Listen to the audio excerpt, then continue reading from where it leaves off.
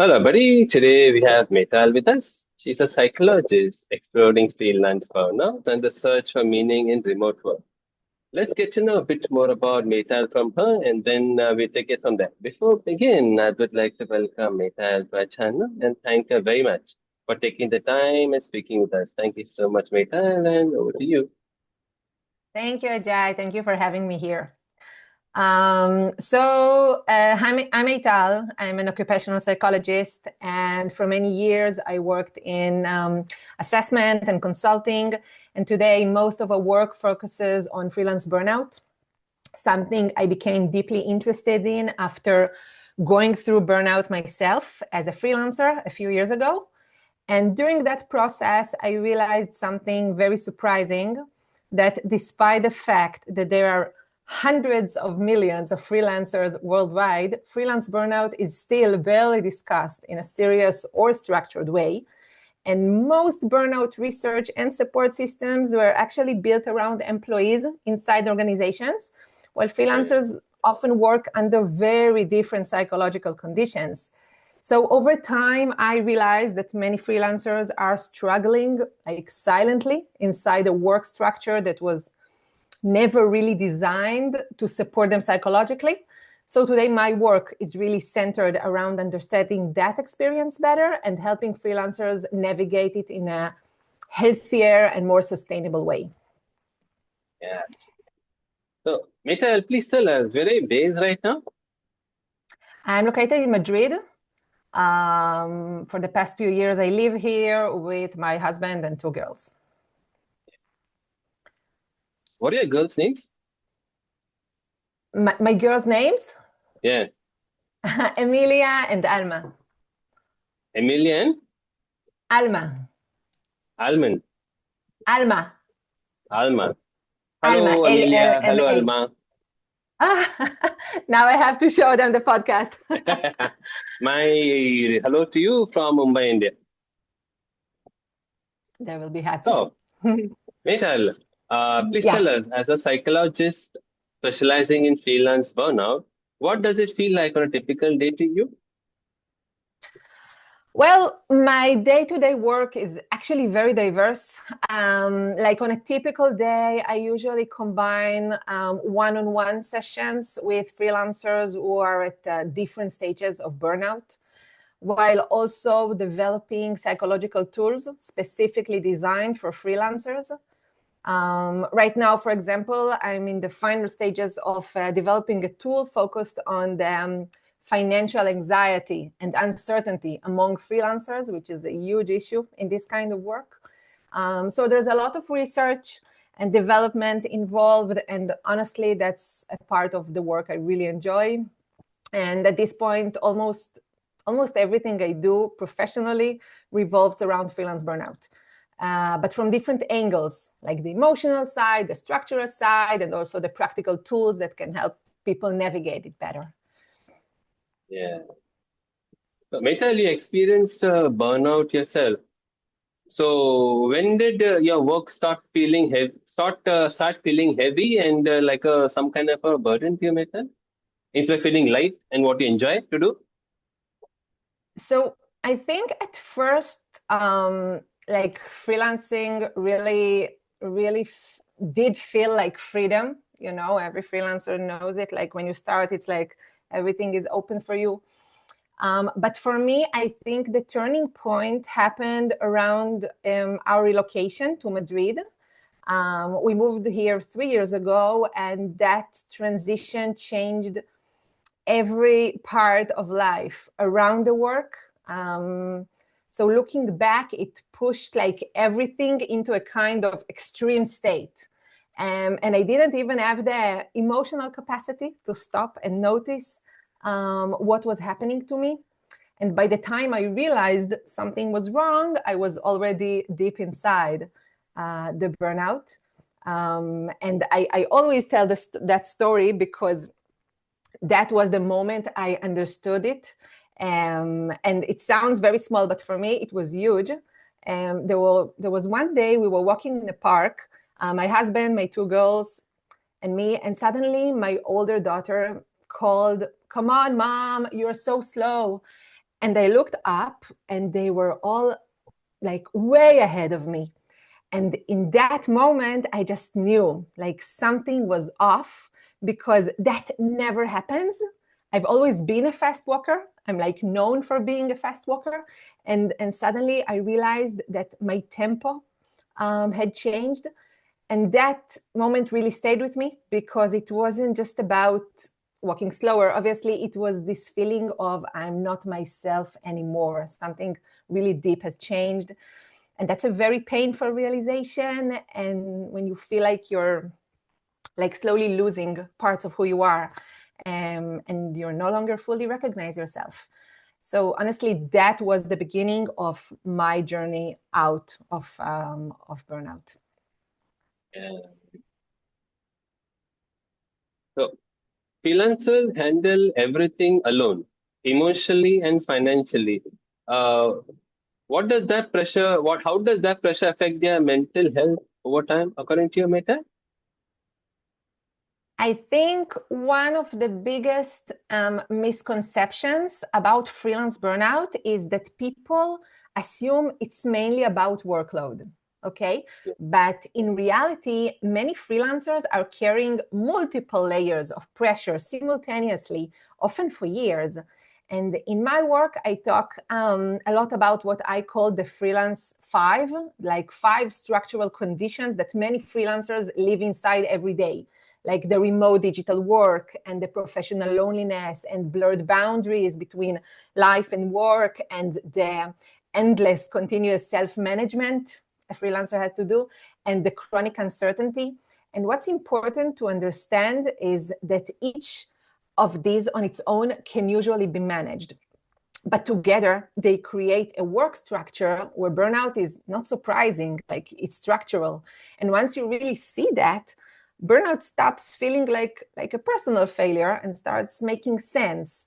So over time, many freelancers develop this nervous system exhaustion. They become hyper alert all the time and constantly thinking about clients and money and visibility and opportunities, and they want stability. And there's often nobody like buffering the pressure. And there's no manager, an organization, and no system holding part of this weight. So people end up carrying everything internally and emotionally, financially, psychologically. We're still trying to appear functional from the outside. And eventually that can like deeply affect self-esteem and identity and energy and relationships, and even the ability to feel joy or motivation anymore. It literally takes a part of all of your life altogether. Yeah, I agree. So one of the parts is emotional. So even the podcast thing, what I'm doing. So some part of my mind is always thinking. So what are you going to do? What are you going to do? What are you going to do? So in this podcast kind of a thing, rejection, ghosting is also a factor here. So some part of the mind, when someone ghosts you, that motivation level, what you call it, goes down. So it's some part, it's it basically your personal life and your freelance thing is both are run parallelly. Sometimes this it merges and some part of you, somewhere it burns and somewhere slightly such you such becoming some different person. That anger, irritability, and all that starts creeping in slowly. Yeah, Yeah. Yeah, it's yeah, hard. It's really for freelancers to experience this kind of burnout. It's a very lonely process, because you're alone with this, alone with your thought and alone with your feelings. And there's a big part of shame inside of it, because people are really ashamed in how they feel. Like for freelancers, there's the shame around clients and around friends who are employees and around our families. And the hardest one is with ourselves, because we chose that path. We chose to be freelancers at our profession, and now it feels like we can't handle it, and everything feels like a personal failure, though it's not. When you see like the structure of it, you see there, I think it's almost inevitable to burn out while you're freelancing, it's some part of the way you're gonna burn out as a freelancer. You can't avoid it, but you need to learn how to handle it, so you won't go really deep inside of it. But that's the thing, it's a structural around our freelance life, and that's the thing no one is talking about. Yeah, exactly. So when I was searching a potential guest, you are the line that you are into, for example, psychologist for freelancers. I didn't see many people around this. Like there are many life coaches, there are many people how to lead a lab, this, that, and all. There are very few people like you. At least what I have noticed. Very few people actually doing what the work that you're doing. It's actually a very good thing, Meytal. Thank you very much. It's a good, I guess it's good for me for now, but actually it wasn't good. Like when I burned out, when I start to look for solutions and to understand what I'm going through, there was nothing out there. There was no professional people talking about it and speaking about it. And like I started to realize that it's somewhere around burnout. But I said, but it's not like burnout per se, because I know burnout in organizations, and that's what all the burnout people talks about. But at freelancers, it's different. It comes from different places, and it behaves differently, and it needs different therapy. So I like everything I read and heard. It was very disappointing because I didn't know like what is it. There is nothing. No one's talking about it, but can't be like there are millions of freelancers out there. I'm sure everyone are like experience it in some level. So no one talked about it, and you feel when you are going through something that has no definition and no one speaks about it like openly, it feels really hurtful because you feel like you're the only one. And it's something about you. You feel that you're the problem. Like I was a problem. I'm doing something wrong. It's something in me, but it's not. It's like when you start speaking with other freelancers, we all experience the same thing. And I remember it when I'm doing like these workshops for freelancers who feel burned out. And in one of the sessions, we were like talking about the shame. And I'm reading sentences that freelancers told me over my one-on-ones. And like people are with tears from this, because I said, that's exactly how I feel. I asked them like to write the most hurtful places, like the most hurtful things about this situation. And they're all feeling it. And it's like taking a lot of weight away from you when you understand you're not the only one. Although not enough people are talking about it, but I talk about it, and I talk about it a lot on my website, in my LinkedIn, everywhere I can. I do lectures because it's important to me, because it's a thing, and it should be a thing. It's not only employees in organizations that burned out. Freelancers are burned out as well, but from different things, and they need different treatment. So that's the thing for me. Like I know I don't know another psychologist who speaks about it, but I'm sure people will join for it because it's really important cause. Meytal, you had mentioned that you were craving for a hand. You were craving for reaching out to someone who could help you at your lowest point. At that point of time, what would that support look like to you, Meytal? I think two things were like deeply missing for me. The first was, as I said before, the recognition, because when I was in very low places with burnout and started looking for help, like almost nothing I found actually matched my experience. And it felt very isolating that you're suffering without any recognition. Because when nobody names the experience, it starts feeling personal. And later I realized that most literature system today were built around employees inside organizations. Like all the research, all the articles, all the data is based on employees inside organizations. And it's a completely different world. It's like two different jobs. You can't compare. Like the same profession for an employee and for a freelancer. It's completely different. So many freelancers end up feeling very alone inside this experience. And that leads to the second thing, which is the shame. So for me, it's like what would have helped me the most is if someone had like simply looked at me and said, like, I see you. What you're experiencing makes sense. You don't need to be ashamed. So many freelancers end up in these places at some point. And this isn't just about you as a person. It's also the structure you're working inside, and you're not alone in it. That's the most important thing to remember. You're not alone in it. And there are ways out of it. And there are tools that can help. Back then, I didn't have the tools because there aren't any out there. There are only tools for employees who are going through burnout. But I developed tools because I felt I had no other way to get out of it. And when you can't wake up in the morning and all your life becomes like hard for you to handle, you have to find your way out. You have to develop the things that will help you survive this and get through this. So that's what I did. I developed those tools, and that was my first step out. Because one of the most important things is like when you're an employee in an organization and you're burned out, like almost the first thing, they are reducing your workload.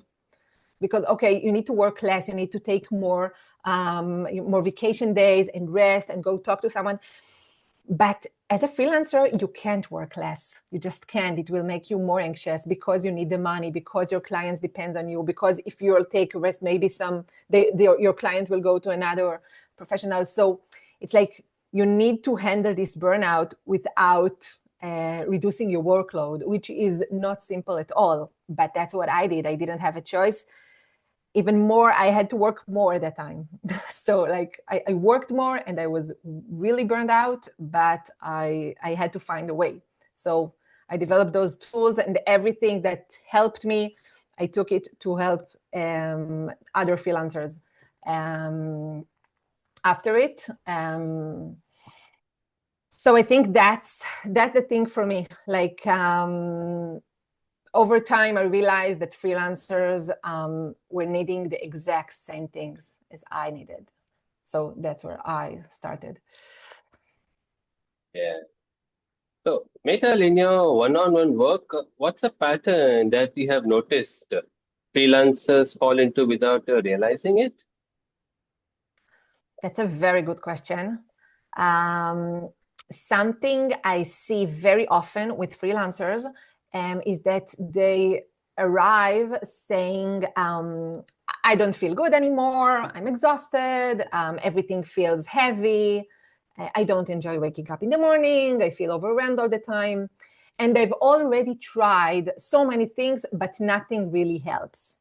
And I think there are two important things hidden inside that experience. First, freelance burnout often feels very big and overwhelming, and it doesn't feel like one clear problem. It feels like everything is wrong right now.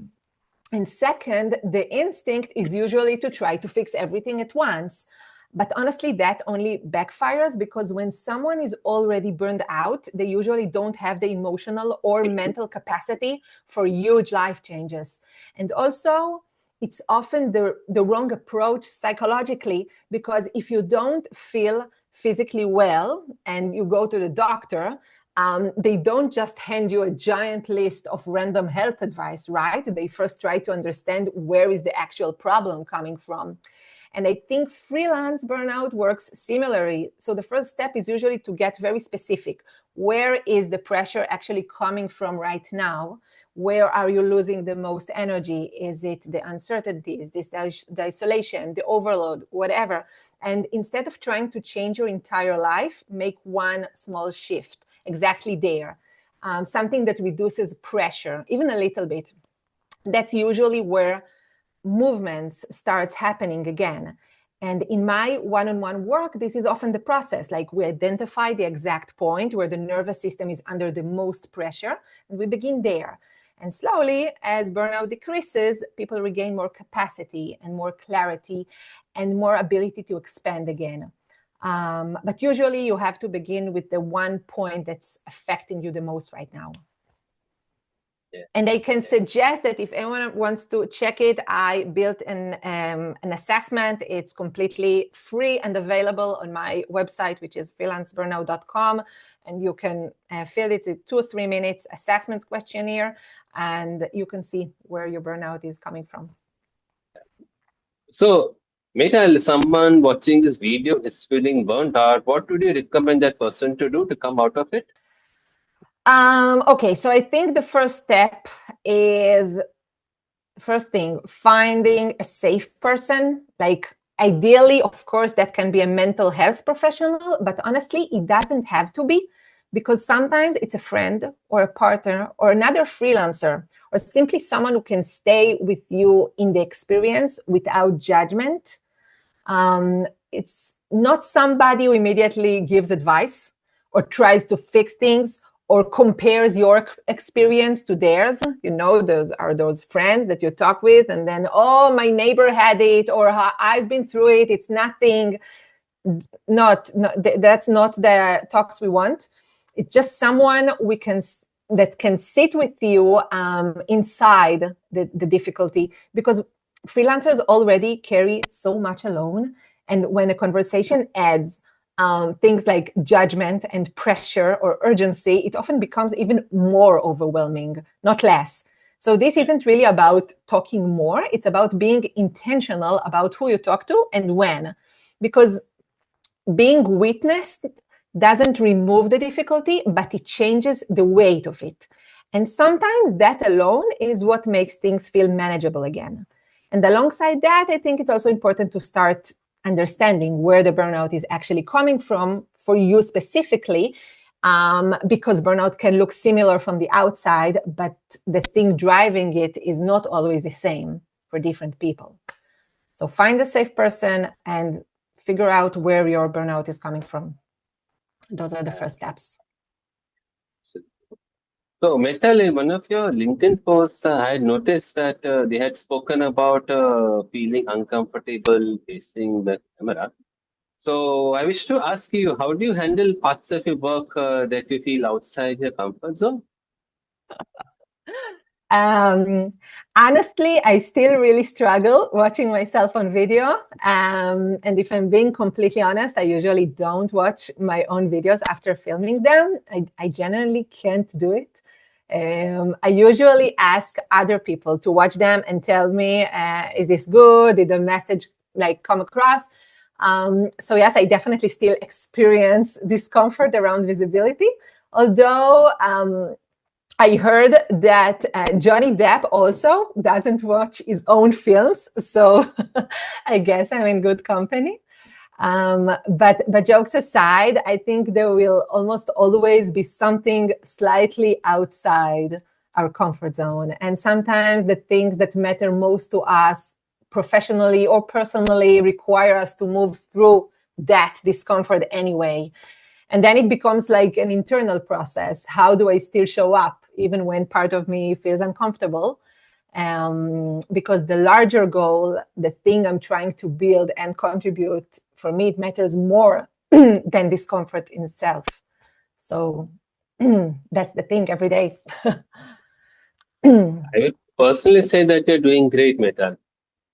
Thank you very much. I probably won't watch it after it, but I remember the really good experience. Yeah, it's okay. So even if you don't see, don't forget to tell my hi to your kids. My kids are going to watch it, definitely. And they will tell me how it was. Yeah, definitely.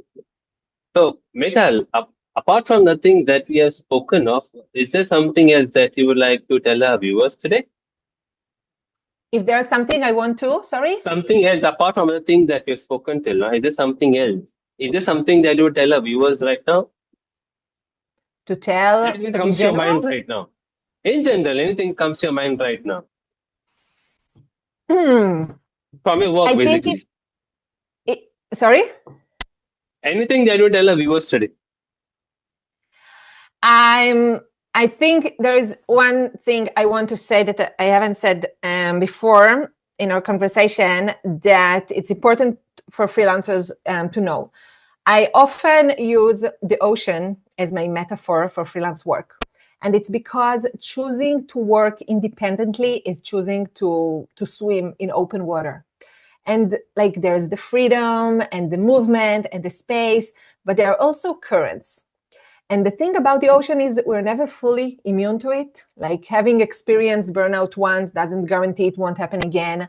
So as long as we choose to stay in this like freelance ocean, we need to learn how to swim better and float when we need it and recognize when it's time to come back to shore. So I really think it's important for freelancers to accept that their mental health is important and it's part of their self-management. It's not like only making your day's work or having enough clients. You need to take care of yourself as well.